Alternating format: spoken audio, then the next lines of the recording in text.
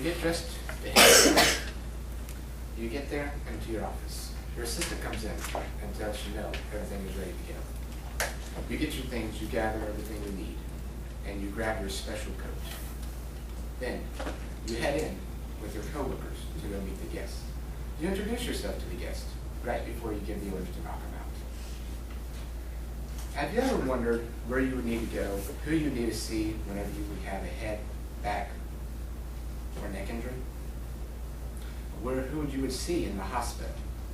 Well, you would see a neurosurgeon, and I am wanting to be a neurosurgeon whenever I grow up.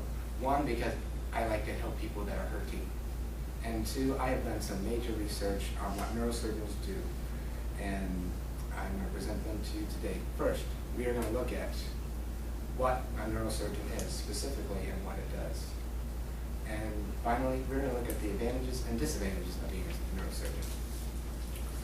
First, what a neurosurgeon is. According to the 2012 Online Medical Dictionary, it says that a neurosurgeon is a physician who specializes in neurology, nervous system, and its disorders. The nervous system containing more than just the brain, as most people would think. The nervous system containing the femoral nervous system, which is the P and S, and the central nervous system, which is C and S.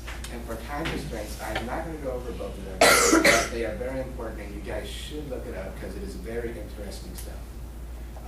But the nervous system does contain the brain, but it contains more than just the brain. It contains the brain, the spinal system, and anything that connects with the nerves.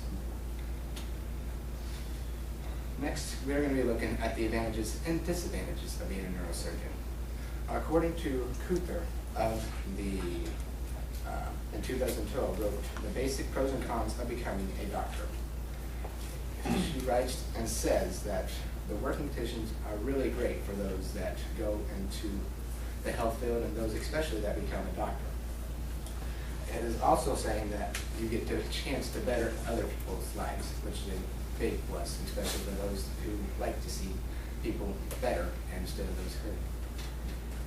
It is continuous learning. You learn every day from your mistakes. You learn every day from different articles and journals that you have to keep up on, and you have to have a high status quality profession.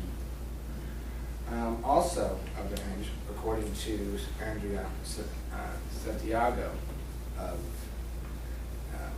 from About.com and Health Creators in 2012, she also goes on to say that surgeons get paid very well. The median for an average surgeon is about $600,000 a year. So surgeons get paid quite a bit of money. Some of the disadvantages of being a surgeon.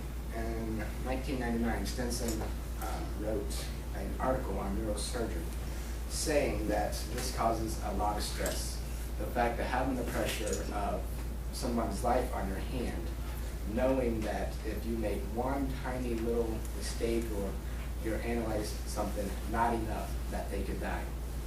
Having that stress, knowing that that is a possibility, is very stressful and does cause a lot of people to become depressed and have a lot of disorders themselves. The schooling for becoming a surgeon is very long. The average for most people is about 10 years. Some people, depending on what college they go to, can finish it in 8 years and up to 12 years and longer, depending on how much schooling you actually go through. And so, also, they have long hours. They work about 55 hours a week, and they have tons of responsibility. So in conclusion, we have looked at two different points today. We have seen that what neurosurgeons are and the advantages and disadvantages of being a neurosurgeon.